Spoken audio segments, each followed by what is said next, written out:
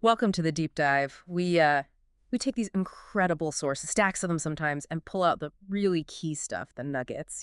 Right. The goal is to give you a shortcut, a way to get genuinely well-informed without wading through everything yourself. Exactly. And today, our mission, well, it's about uncovering this hidden history, a story that's maybe overlooked, but actually profoundly shaped modern America. We're diving deep into a city that was just this relentless engine of innovation, Baltimore. Yeah, Baltimore. You might not think of it this way, but it's really the unsung birthplace of so many American firsts. Things touching everything, right? Yeah. From how we travel, communicate, even public health, civil rights, it's Yeah. all connected back here in surprising ways. It really is. To really get it, picture this. You're navigating these quiet corners of West Baltimore, almost forgotten spots. Yeah, like past a community garden, Down a hillside, you kind of push through some thicket, and then you're in this clearing right by the train tracks. and there's this little metal box, Kelly green, maybe belly button high, covered in graffiti. Just sitting there, next to a telephone pole, some abandoned boxcars maybe.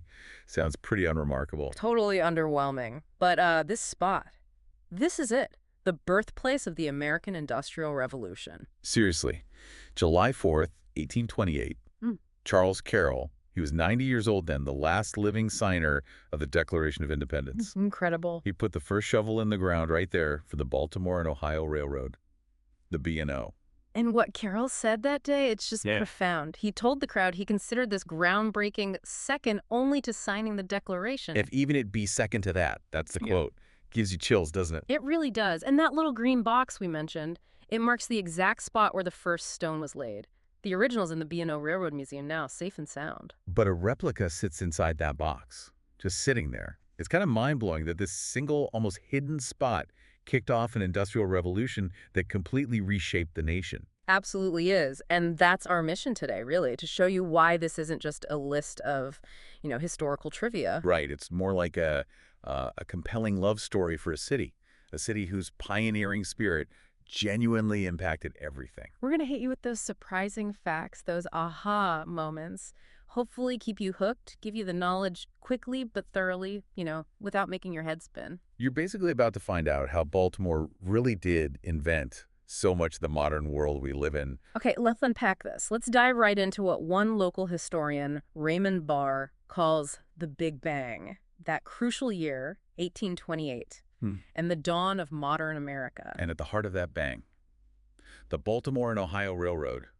the B&O, truly the 19th century's moonshot. That's a great way to put it. Now, the vision, the sheer audacity of it, Really? that's what gets me. The B&O wasn't technically the very first railroad in the U.S. No, but it was definitely the most innovative, Yeah. the most transformative. See, Baltimore's big players, the merchants, the bankers, they were facing a serious threat. The Erie Canal. Exactly. The Erie Canal up in New York had just been completed, and there were other canal projects popping up. Baltimore's merchants were worried, genuinely worried, about losing their economic edge. Yeah, because Baltimore had this great inland deep water port access. Losing that advantage would have been devastating. Their survival as a major port city was honestly on the line. So they took this enormous risk, almost unthinkable at the time. They bet the farm on this relatively untested English railroad technology. Right. And the plan wasn't small potatoes. Extend a rail line through that incredibly tough, rocky terrain of western Maryland and back then Virginia, what's now West Virginia. All the way to the Ohio River, just wow. And it wasn't quick. We're talking 25 years of brutal hard labor, constant trial and error engineering, huge amounts of dedication. It does sound like something out of early sci-fi for that era, pushing boundaries. It was absolutely a monumental achievement. That first section, just 13 miles connecting Baltimore to the mills out in Ellicott City, that launched in 1830. Initially pulled by horses, right? But Oh. steam was coming. Oh yeah, steam was definitely the future. And think about the engineering marvels even then. The Carrollton Viaduct, built in 1829 over Gwynns Falls, That massive stone arch bridge. 312 feet long. The very first railroad bridge built in the country. And it's still standing today, still carrying trains. That's incredible. Just a solid stone built almost 200 years ago. And the cost, the sources mention the cost, Unprecedented, $30 million.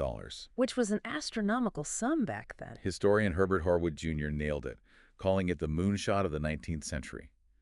The source says, Nothing in the nation's 75-year history came close to matching it. And get this, almost every citizen in Baltimore bought initial shares of B&O stock. Wow. The whole city was in on it, from the wealthiest merchants down to, well, everyone. That shows incredible collective belief in this gamble. It really speaks volumes about that pioneering spirit. So the line finally reached Wheeling, West Virginia on the Ohio River. New Year's Day, 1853. Took a while, but they did it. And the B&O becoming the first East Coast line to reach the Midwest. That laid the foundation. Absolutely. The foundation for a huge national network. After the Civil War, this network didn't just move goods. It integrated America, made it a single national economy, changed everything about how people, goods, ideas moved. And its impact went beyond commerce, didn't it? The Civil War. Oh, hugely important. The B&O played a critical, pivotal role for the Union. Its president, John Garrett, a Baltimore native, he sided with the North. Using the railroad to move troops, deliver vital intelligence. Exactly. It wasn't just about business anymore. It's about national survival. The railroad proved itself as a strategic tool of war. Indispensable. It's fascinating how these things connect. And this transportation revolution, it sparked something else, too, right alongside the rails. Yeah, communication revolution. The B&O made history there twice. First, it was the first railroad to carry U.S. mail. That was 1838. Immediately making it a vital artery for the postal service, not just freight and passengers. Then the partnership with the telegraph companies. Just brilliant. Stringing wires right along the rail lines. Which makes perfect sense. The right-of-way was already there. And it's no accident that Samuel Morse's famous first message in 1844, "What hath God wrought?" traveled from the U.S. Capitol along the B&O's right-of-way straight to Baltimore's Mount Clair station. A perfect marriage of technologies, connecting the capital to Baltimore's commercial hub instantly. And the speed of adoption was incredible. By the 1860s, the sources say there were nearly 30,000 miles of rail and 50,000 miles of telegraph cable crisscrossing the country. 50,000 miles. That didn't just speed things up. It fundamentally warped people's perception of time and distance. Completely. And here's another amazing tidbit. It was the railroad industry itself that established the first U.S. time zones. Seriously? Yeah, purely out of necessity. They needed to standardize schedules across these vast distances. Think about that. We literally structure our days around time zones created by a railroad company trying to be efficient. Mind-boggling. How much of our modern life traces back to these decisions? Okay, but 1828 wasn't just about the B&O. You mentioned a big bang. Right. The B&O launch was huge, obviously. But that same year saw the formation of another massive entity, the Canton Company. An enormous real estate enterprise. And while maybe not as famous today as the B&O, it was arguably just as transformative for Baltimore. It basically remade Captain John O'Donnell's huge plantation into one of the world's great industrial waterfronts. And O'Donnell himself is an interesting character. Irish-born merchant sailor. Made his fortune in the 18th century trading with the Far East. Teas, silks, spices, even opium. And he named his estate Canton after the Chinese port. Exactly. So the name itself is steeped in that history of global trade. So in spring 1828, O'Donnell's son, Columbus, and William Patterson. The guy Patterson Park is named after, yeah. They pitched this incredibly ambitious plan. They wanted to buy up all the property from Fells Point, basically down to Lazaretto Point, where the harbor tunnel entrance is now. Yeah. Huge swath of land. And their pitch grabbed the attention of Peter Cooper, New York capitalist, inventor.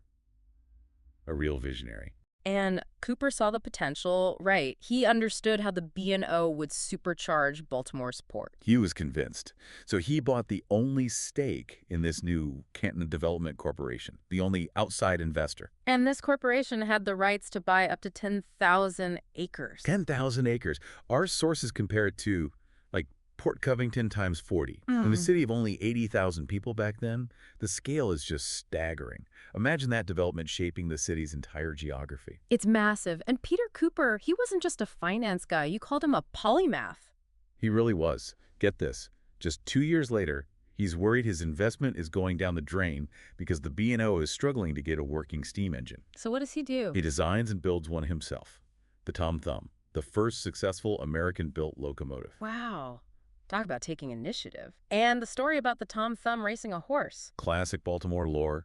Cooper's little coal-burning engine raced a horse-drawn rail car. And it lost, right, because a belt snapped? Yeah, technically it lost the race itself due to mechanical failure. But Cooper's steam engine design totally won the day. It proved steam power was viable, better than horses. It secured the future of the railroad and Cooper's investment. It really brings it all together. Like that historian Raymond Barr said, 1828 was the Big Bang and Peter Cooper was the linchpin. Exactly. Between the B&O and the Canton Company, Barr says Baltimore was suddenly at the intersection of U.S. commerce and trade and technological advances in transportation and communication. A truly foundational moment. And the Canton Company didn't just sit on that land, it became an industrial powerhouse. Oh, yeah. Over the next decades, at least, developed its massive holdings, stretching from Fells Point, across Patterson Park, through Highlandtown, all the way to the county line. Fueling Baltimore's industrial boom. Totally. Shipbuilding Baltimore already led the nation in swift clipper ships built right there at Harris Creek in Canton, plus lumber, iron, coal, cotton duck fabric, steel mills. Distilleries, breweries. Brewers Hill gets its name from this era. Right. And the largest copper smelting plant in the U.S. By 1871, the sources list 69 different manufacturing companies operating on Canton land, an absolute industrial juggernaut. And the canning industry really took off there, too. Yeah, perfect location. Close to the Chesapeake Bay oyster beds, plus the growing rail network and workforce. Southeast Baltimore became the canning capital of the U.S. You can still see the old American Can Company buildings. Even oil refineries, processing Oklahoma crude. Yep, sent by pipeline, refined right in Canton until 1925. The city was building, making, processing on an incredible scale. The Canton Company even built its own wharves, piers, and railroads, like the Union and Canton Railroads. Is that what that giant steel structure in Canton Waterfront Park is? A remnant of that. Exactly. It's part of a massive lift that used to pull rail cars off barges from Locust Point onto the Canton trains. A visible reminder of that industrial might. But it wasn't just industry, right? The Canton Company shaped the neighborhoods, too. Definitely. It laid out the grid street plan we still see in southeast Baltimore today and built those iconic row houses, which were inexpensive then for the blue-collar workers pouring into the city. Simple, functional housing right near the factories. And the sources mention the marble stoops and Bon Ami cleaning powder. Yes, a little slice of life detail. Apparently, the combination of industry grime and ubiquitous marble stoops was a real boon for Bon Ami sales. Shows how interconnected daily life and industry were. And here's a real curveball. Canton was also a summer resort. Bizarre, right? But true. It was actually billed as the Coney Island of the South. No way. Roller coasters, dance halls. All of it. Music, dancing, roller coasters, a roller rink, shooting gallery, taverns, restaurants, even a swimming pier. At the turn of the 20th century, it was drawing 600,000 visitors a season. 600,000. That's incredible. A forgotten piece of Baltimore's leisure history. It really paints a picture of a much more multifaceted place than just smokestacks. The sources really emphasize this point.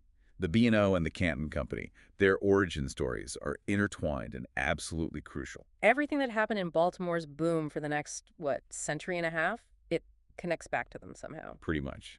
You see it with the influential figures, guys like George Peabody, William Walters, Enoch Pratt, all involved with the B&O. And Johns Hopkins himself, a B&O director back in 1847. And he left his huge B&O stock fortune to fund the university and hospital.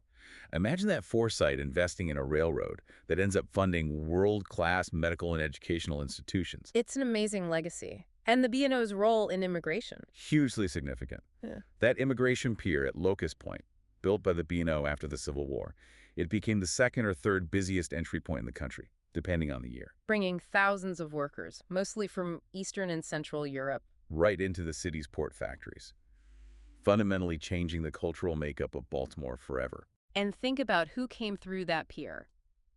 Ottmar Mergenthaler, the guy who invented the linotype machine that revolutionized printing and boosted literacy rates sky high. He arrived there.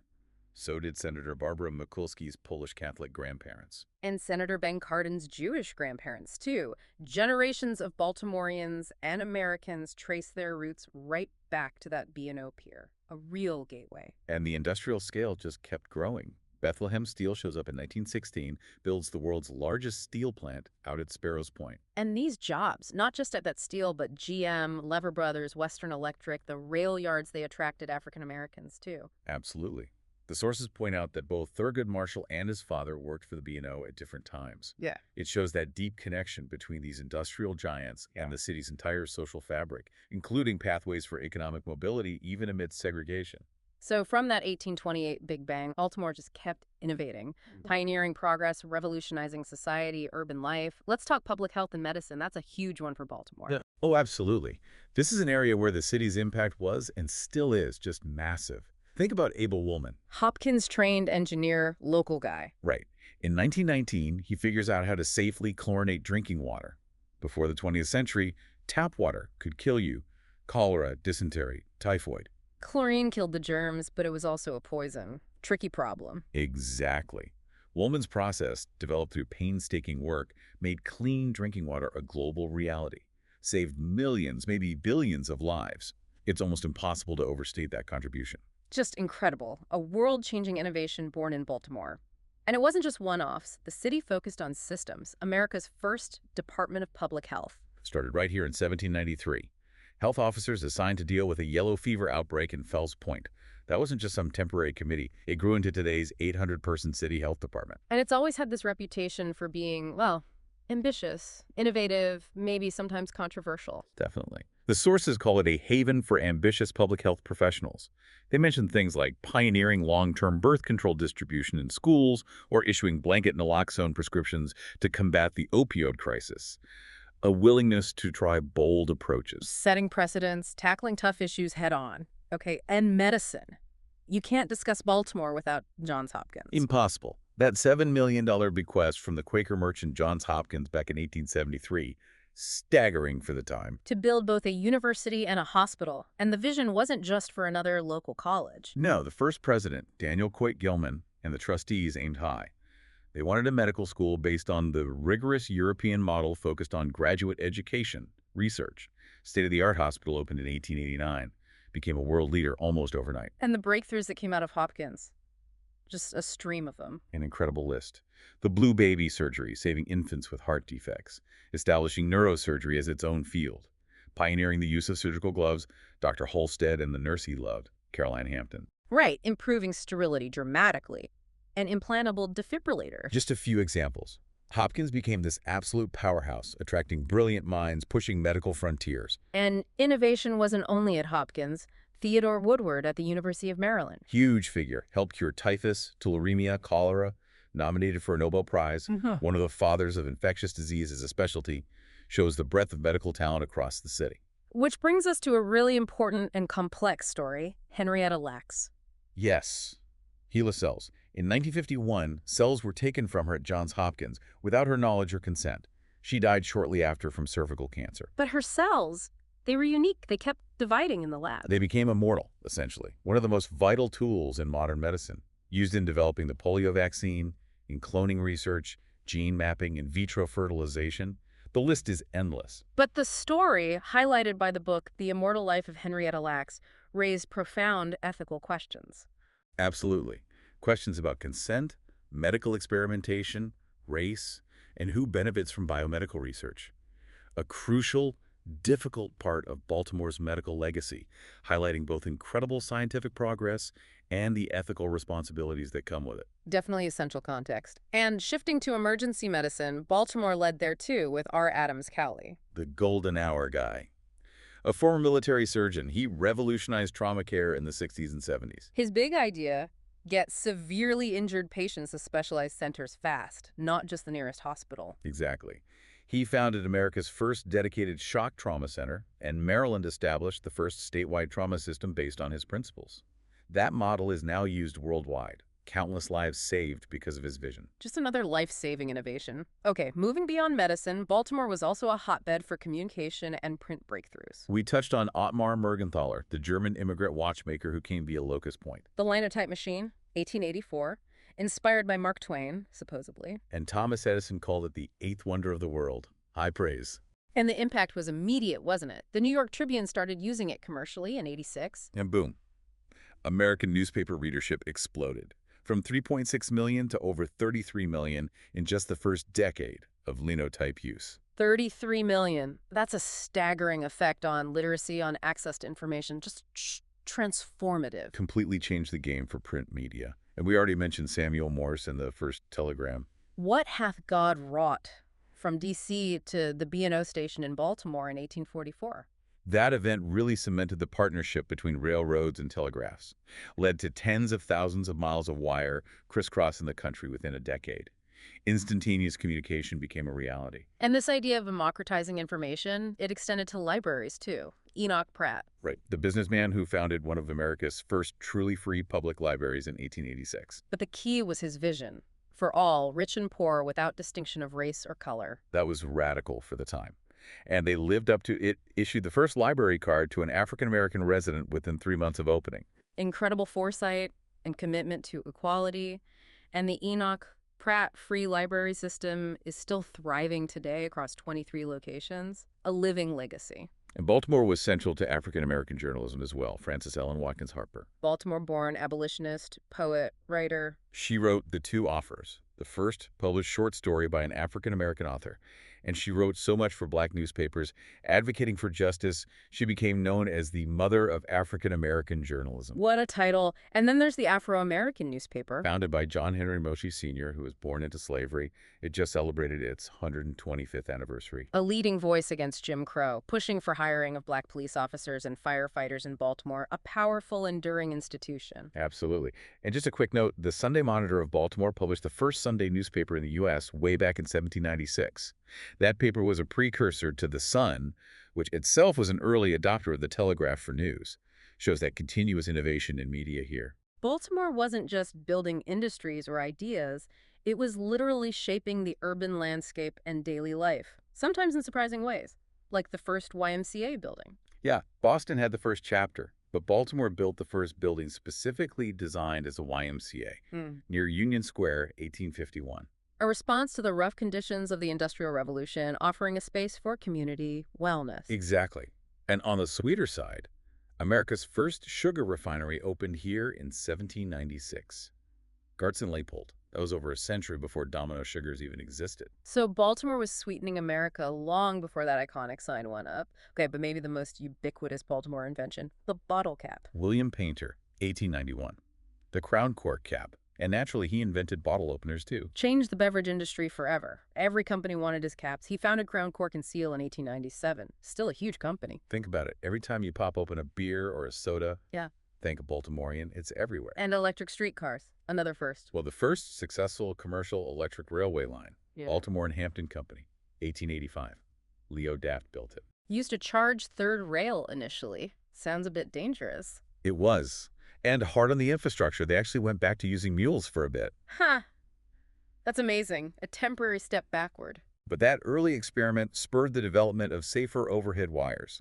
And by 1926, Baltimore had this massive streetcar system, over 1,300 cars, carrying 710,000 people a day.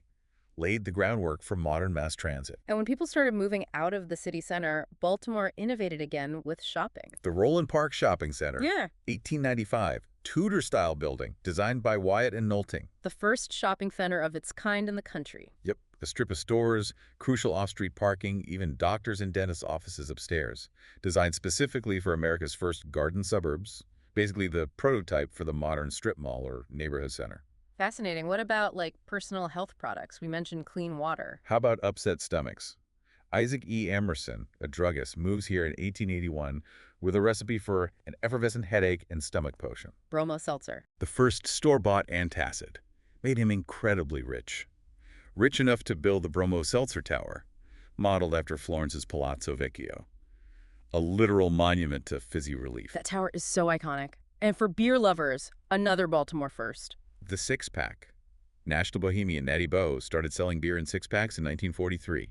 Convenience courtesy of Baltimore. Cheers to that and Maryland rye whiskey. Deep roots here. Farmers in the late 18th century were distilling their surplus rye, led to brands like Pikesville Rye in 1895. Maryland had a booming rye industry way back. Baltimore also clothed people. Men's garments. Big time. After making uniforms during the Civil War, the city became the men's garment capital of the U.S., right up until the 1930s. New York did women's wear.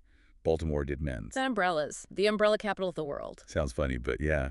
William Beeler's company in the mid-1800s was the biggest umbrella maker in the country. Produced over 2 million a year. And that slogan from a competitor. Born in Baltimore, raised everywhere. Perfect, right? Sums up so many Baltimore inventions. Even traffic lights. Well, the first sound-actuated traffic light. Invented by Baltimorean Charles Adler Jr. in 1928. Installed at Falls Road and Northern Parkway. And the funny part. Initially, even mooing cows could activate it. Must have caused some confusion. Ah, love that detail. And finally, for food, Lexington Market. Founded in 1782, considered America's oldest continuously operating public market. And Ralph Waldo Emerson called Baltimore the gastronomic capital of the world after eating there. He did, and with local icons like burger cookies and crab cakes, you can see why it still has that reputation. Okay, switching gears again, but building on that foundation. Okay. Let's talk about forging a fairer future. Civil rights, social justice, Baltimore's role here is immense. Absolutely crucial. Starting with the early seeds of freedom and activism. And you have to start with Frederick Douglass. His escape from slavery here in 1838, it's legendary. But the details are powerful. He was 20, working as a caulker on the docks, taught himself to read and write in secret. Then he boards a train, disguised as a free black sailor, heading for Philadelphia. An incredible act of courage and self-determination. And he became this towering figure, a prophet of universal human rights. His 1845 memoir, Narrative of the Life of Frederick Douglass, was a bestseller, a cornerstone of abolitionist literature. Then he founded the North Star newspaper 2 years later. Advocating not just for abolition, but women's suffrage, desegregation, public education. A truly expansive vision for human dignity. He was even the first African-American to get a nominating vote for president at a major party convention. Just immense influence. And Baltimore also had pioneering women educators fighting for change. Yes, those spirited suffragettes, M. Carey Thomas and Mary Elizabeth Garrett, founders of the Friday Evening Group, created the Bryn Mawr School for Girls in 1885. And they were instrumental in getting Johns Hopkins Medical School established. Absolutely. Yeah. Especially Mary Garrett with her financial clout. They pushed Hopkins to admit women alongside men right from the start. A huge step for gender equality in higher education back then. And America's first saint, Elizabeth Ann Bailey Seton. Right. A young widow, converted to Catholicism, faced prejudice in New York, so she moved to Catholic-friendly Baltimore around age 33. Canonized in 1975. And she founded the first American Catholic religious order for women. The Sisters of Charity. Yeah. Creating this vital pathway for women in religious service and charity work. Which highlights Baltimore as this real cradle of American Catholicism. Right. So many firsts. It's an incredible list. First diocese, first seminary, first black parish, first Catholic school for black children, first order of African-American nuns, first African-American priest ordained here, first Catholic college for women. And the first Catholic cathedral in the U.S., the Basilica. Cornerstone laid 1806. Just a remarkable concentration. And it wasn't just Catholicism. The first ordained rabbi in the country, Rabbi Abraham Weiss, came to Baltimore Hebrew congregation in 1840. Strengthened Orthodox Judaism, set up Hebrew schools, foundational work. And the Mother Church of American Methodism. The Lovely Lane Meeting House hosted the Christmas Conference in 1784 that formally organized the Methodist Episcopal Church in America, another major religious beginning right here. And early labor organizing, especially for African Americans. Isaac Myers, a former shipyard supervisor here, founded a union for black maritime workers in 1855. Later formed the Chesapeake Marine Railway and Dry Dock Company, a black-owned cooperative shipyard. Wow. And helped launch the Colored National Labor Union in 1869. Became its first president. That's right, building economic power and a collective voice for black workers incredibly early on. Foundational steps. So these early seeds grew into landmark legal battles, major social progress. And Thurgood Marshall looms large here. Immense figure. Grew up here, went to Frederick Douglass High, became NAACP's chief counsel, masterminded the Brown v. Board of Education case. But it wasn't just Brown v. Board. Right, he spent decades building up to it. Exactly. 2 decades winning smaller but vital civil rights and education cases, many right here in Maryland, methodically dismantling segregation piece by piece, setting the legal precedents. Leading to that unanimous Supreme Court ruling in 1954, Chief Justice Warren's words, inherently unequal, changed America forever. Fundamentally altered the legal landscape, and Baltimore's school system, under Walter Sondheim Jr., was the first south of the Mason-Dixon line to actually desegregate. That's significant. And Marshall, the great-grandson of a slave, goes on to the Supreme Court himself in 1967. An unbelievable American story with deep Baltimore roots. Truly is. But even before Marshall's big victories, other Baltimoreans were fighting back courageously. Reverend Harvey Johnson, born into slavery, founded an early civil rights group. The Mutual United Brotherhood of Liberty, a precursor to the NAACP. And in 1906, he gets kicked off a B&O train for refusing to sit in the segregated car. So he sued. He fought it and won. overturned Maryland's separate car rules for interstate passengers 6 decades before the Freedom Riders.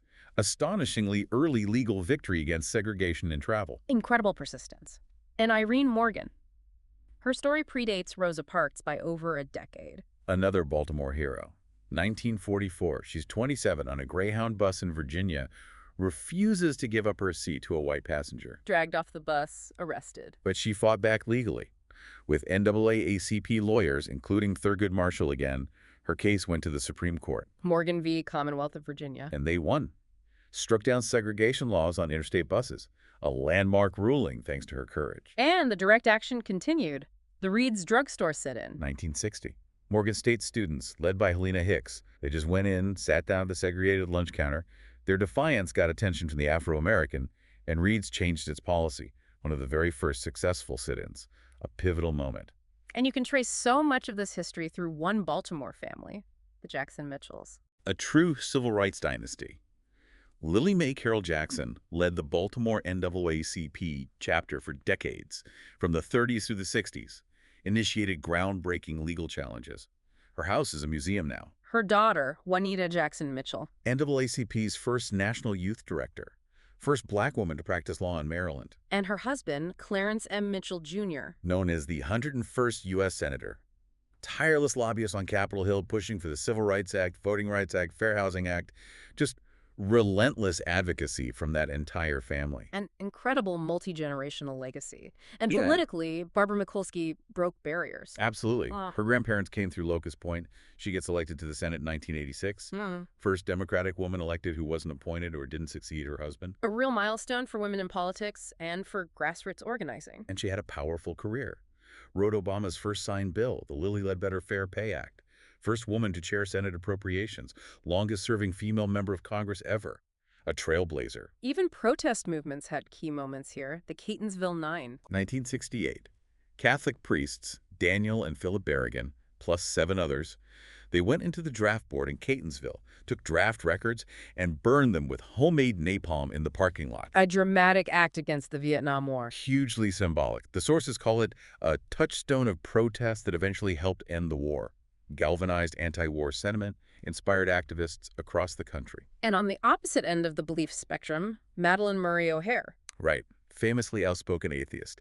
In 1959, she sued Baltimore schools over mandatory Bible readings and prayer. That case went to the Supreme Court, too. Yes, and led to the ruling affirming the separation of church and state in public schools, removing mandatory prayer and Bible readings. She founded American Atheists, became a fierce defender of non-believers' rights, a controversial but impactful figure. So Baltimore's influence runs deep in shaping American values and laws. Let's shift to cultural cornerstones. Arts, sports, American identity itself. Yeah, the city has fostered some extraordinary literary and artistic legacies, starting with, well, the national anthem. The Star-Spangled Banner, born from the defense of Baltimore. That massive flag, 42 by 30 feet, sewn by Baltimore seamstress Mary Pickersgill, commissioned by Major George Armistead at Fort McHenry. And it famously survived the 25-hour British bombardment in 1814. Francis Scott Key sees it still flying at dawn, writes his poem chronicling the Battle of Baltimore, and boom, we have the national anthem. And don't forget the citizens, including free blacks, who built earthworks in Patterson Park that helped protect the city. A real collective effort. A powerful symbol of resilience, and Edgar Allan Poe, deep Baltimore connections. Definitely. The city has the first monument to him. He basically invented the modern detective story with C. Auguste Dupin while living here, wrote several poems and stories at his Amity Street house. Which you can still visit. Huh. And his mysterious death here in 1849. Led to the Pennies of Poe campaign for his gravestone at Westminster Hall, and people still leave pennies there today. A quirky, enduring tribute. Upton Sinclair, author of The Jungle. His worldview was shaped here. Yeah, by the stark contrast between his family's poverty and his wealthy maternal grandparents here in Baltimore. He talked about walking from their house on Maryland Avenue to Druid Hill Park reading Shakespeare. That mix of literature and social awareness started early. And bringing modern art to America, the Cohen sisters. Etta and Clarabelle. They started collecting just for their home here. But through Gertrude Stein, who Clarabelle knew from Hopkins Med School. They met Matisse and Picasso in Paris. Yep, and they started buying their work, bringing groundbreaking modern art back to Baltimore. They ended up with the world's largest collection of Matisse, like 500 pieces. And they left their entire collection, 3,000 objects, to the Baltimore Museum of Art. Exactly. As Clarabelle hoped, it improved the appreciation for modern art in the city and really in America. They were crucial conduits. And the hard-boiled detective genre, Dashiell Hammett. Baltimore roots there, too. Hmm. He dropped out of Poly High School at 14, worked for the Pinkerton Detective Agency here. That gritty experience became the foundation for the Maltese Falcon, the Thin Man, his whole noir career. Wow. And H.L. Mencken, the sage of Baltimore. Legendary columnist for The Sun, known for his sharp wit, his satire, making people furious or making them laugh out loud. But he was also a serious scholar of language. Absolutely. Fascinated by American English, led his 1919 book, The American Language, a landmark study of how American English differed from British English. Hugely influential. And visually, those globe posters, so iconic. Since 1929, those vibrant, colorful posters for movie theaters, burlesque, drag races, but especially for R&B, soul, and jazz shows. James Brown, Tina Turner. Their look is unmistakable. And MICA, the art college, preserved most of them. Yeah, Maryland Institute College of Art acquired over 75% of Globe's collection. So that incredible visual history lives on. Okay, shifting to sound and vision music, media, entertainment. Baltimore's impact is huge here, too. Let's start with an instrument, the banjo. Fascinating history. It traces back to plucked lutes brought by West African slaves, often overlooked origin. But a Baltimorean standardized it. William Boucher in East Baltimore became the earliest known commercial banjo maker. He standardized the design we recognize today. His banjos are in the Smithsonian, the Met, a key figure in the instrument's evolution. And jazz legend Hube Blake. Born here in 1887, ragtime pioneer. With Noble Sissel, he wrote Shuffle Along in 1921. A groundbreaking musical, right? Totally changed Broadway. One of the first hit musicals written and performed by African Americans. Featured an amazing black cast, including a young Josephine Baker, who really opened doors for black performers in theater. His handprints are even in the African American History Museum in D.C. And Billie Holiday, Lady Day. Spent formative years here in Fells Point. Her recording of Strange Fruit in 1939, that was a turning point. Brought social activism starkly into jazz music, protesting lynching. Her recordings remain absolute gold standards. And Cab Calloway, the Hi-De-Ho Man. Grew up in West Baltimore's Sugar Hill neighborhood. Went to Frederick Douglass High, like Hube Blake. Got his start in the legendary clubs along Pennsylvania Avenue, the Royal, the Regent. Baltimore was a true incubator for jazz giants.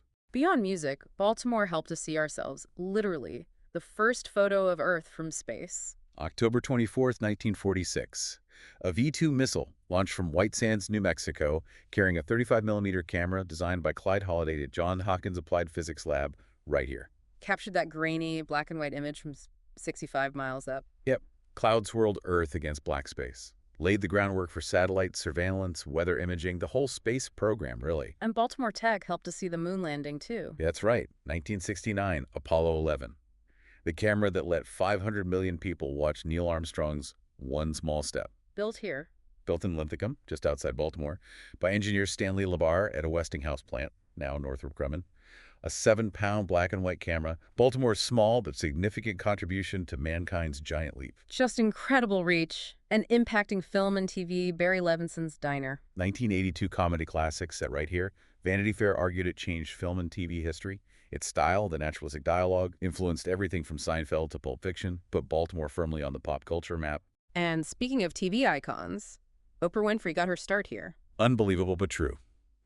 WJZ-TV hired her in 1976. She was just 22. By 1978, she was co-hosting a local talk show. People are talking. And that's where she found her calling.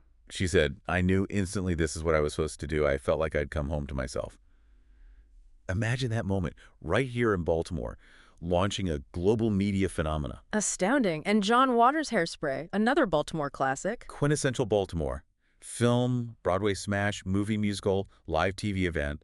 It keeps coming back. And the source highlights its spirit of togetherness, of the weirdos coming together with the squares. That feels very Baltimore. Even car radios have a Baltimore connection. The Bendix Corporation's radio division started at the GM plant here in Locust Point.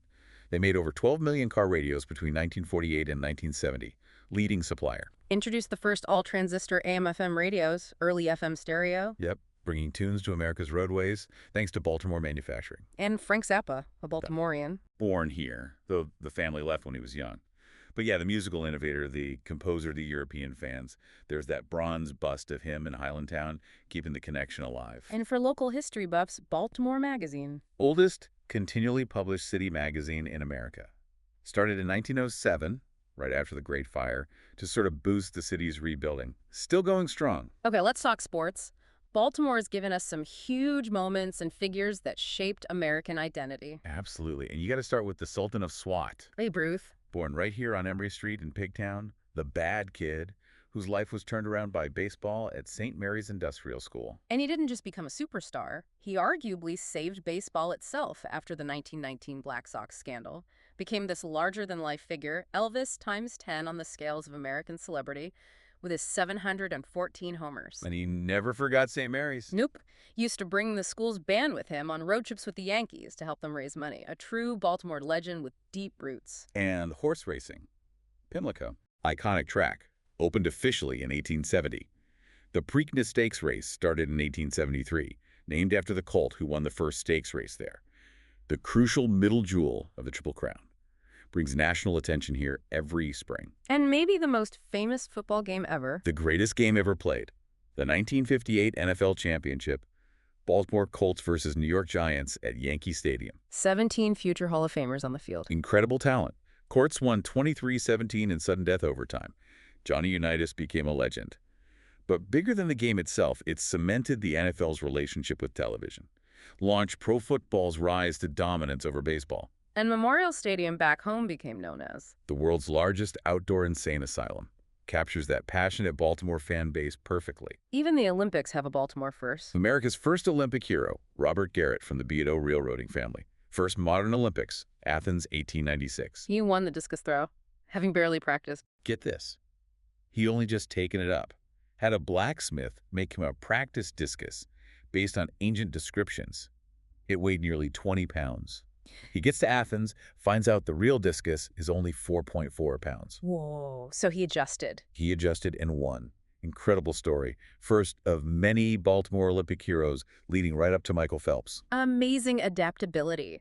And modern sports stadiums owe a debt to Baltimore, too. Oriole Park at Camden Yards. Huge influence. When they decided to build the new O's Stadium right next to the old B&O Camden Station warehouse in 1992. That brick warehouse inspired the retro design. Exactly. Instead of another concrete donut out in the suburbs, they built a ballpark that fit into the city, used traditional materials, had character.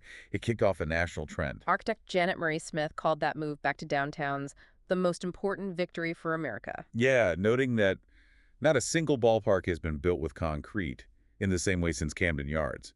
It completely changed stadium architecture, bringing ballparks back into the urban fabric. That's a powerful, visible legacy. Okay, this brings us toward the modern era. Baltimore's metamorphosis from that industrial might to becoming a Renaissance city. Wartime contributions were huge. Absolutely critical. WWII especially showcased Baltimore's industrial power on a global scale. Bethlehem Steel's Fairfield Shipyard. Launched the SS Patrick Henry, the very first Liberty ship in 1941. And they just churned them out. Built more ships, 394 Liberty ships, 94 Victory ships than any other shipyard in the U.S. Employed almost 47,000 people at its peak in 43, including 6,000 African Americans. These ships were massive, right? Could carry the cargo of 300 boxcars. Or 500 soldiers. Absolutely vital to the war effort. And one of those Baltimore-built Liberty ships, the SS John Brown, still survives today as a museum ship, a floating piece of that history. And aircraft, too. Glenn L. Martin Company. Out in Middle River, aviation pioneer, built bombers in WWI, then the B-26 Marauders and the Baltimore and Maryland light bombers used by the U.S. and the British in WWII. And that factory's still there, part of Lockheed Martin now. Yep.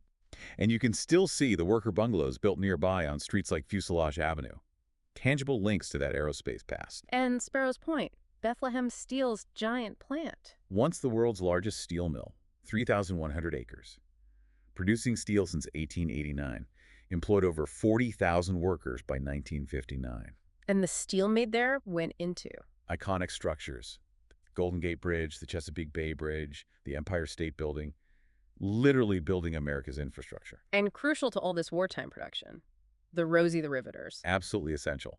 Women stepped into the factories, steel plants, shipyards, aircraft factories, responding to the labor shortage. That famous recruitment slogan, the more women at work, the sooner we win. A massive societal shift, proving women's vital role. And innovation didn't stop. Even power tools, Black and Decker. Right here, Duncan Black and Alonzo Decker, small machine shop owners. In 1910, they invent the pistol grip and trigger switch for electric drills, made power tools portable and much easier to use. Revolutionized workshops everywhere. And later, NASA partnered with them. For the space program, to develop cordless drills for astronauts. From a Baltimore machine shop to outer space, incredible trajectory. And stainless steel production. Baltimore's Rustless Iron and Steel Co. figured out an inexpensive way to mass produce it in the early 1900s. Made this durable, rust-resistant metal affordable for everyday items, benefiting the growing middle class. So after that industrial peak, the city faced challenges, decline, leading to the Inner Harbor Renaissance. Yeah, by the early 70s, the Inner Harbor, once the city's bustling heart, was pretty derelict, run down. But Mayor William Donald Schaefer and the business community had this bold vision. Transform it into a major tourist destination, an entertainment and retail hub.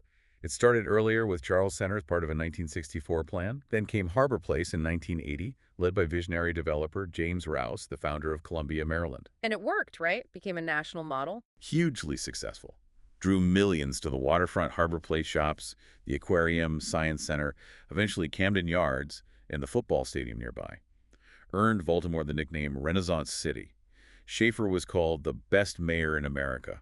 It really did provide a template for other older industrial cities looking to revitalize their waterfronts. And Baltimore's influence continues, maybe more quietly now, but still globally. Oldest silversmith in the U.S. Samuel Kirk & Son, founded 1815, operated continuously until 1999, made exquisite silver, collected even by the White House. A legacy of fine craftsmanship. And Sweetheart Cups. Started in Owings Mills in 1911 as an ice cream cone bakery. Switched to paper cups after WWII. Became ubiquitous. The source jokes that if you drank from something disposable that wasn't glass or clay, it was probably made by Sweetheart. Huh. And McCormick Spice Company. Still huge. Founded here 1889. Survived the Great Fire of 1904. Now a global giant, $4.3 billion in annual sales, reaching 140 countries. And yes, they own Old Bay. Can't forget Old Bay. And McCormick pioneered tea bags, too. Among the first to produce gauze tea bags back in 1910. Always innovating. Even modern sports equipment has Baltimore roots beyond stadiums. Skis. Howard Head, aeronautical engineer Glenn Martin. Frustrated with heavy wooden skis he tinkered for years, had like 40 failures. Until he developed the first successful metal skis in 1950, using aircraft principles. Exactly. Lighter, more responsive aluminum skis revolutionized the sport. Then he went on to invent the oversized tennis racket, too. Changed two sports, fundamentally. And finally connecting us to the cosmos, the Hubble Space Telescope. Operated in part right here in Baltimore by the Space Telescope Science Institute on the Hopkins campus. Bringing us those breathtaking images of galaxies colliding, stars being born. Expanding our understanding of the universe exponentially. And a key moment. In 2008, Hubble detected the first organic molecule methane on a planet outside our solar system. A huge step in the search for extraterrestrial life. Baltimore, literally looking to the stars. Oh, wow. So bringing it all together, it's just overwhelming, isn't it? The sheer volume and diversity of Baltimore's contributions. It really is. Yeah. From the B&O and the first industrial park to public health breakthroughs, civil rights milestones, communication revolutions, cultural touchstones, it's staggering. Baltimore truly is an unsung birthplace of the modern world. These innovations genuinely touched countless lives, shaped American society in ways we often don't even recognize. That line from the source really resonates. In Baltimore, we walk in the footsteps of giants every day. Absolutely. Which leads into a final thought, a question for you, our listeners, to chew on. Given this incredible, unparalleled legacy of inventing, of reinventing, how does a city like Baltimore carry that mantle forward today? What might Baltimore's next firsts be, and how can the city, its residents, continue to draw on this amazing history, this deep wellspring of innovation, to shape the future? Something to think about. We hope this deep dive hasn't just filled you in on some history, but maybe sparked some real appreciation, maybe even love, for the surprising, powerful story of Baltimore.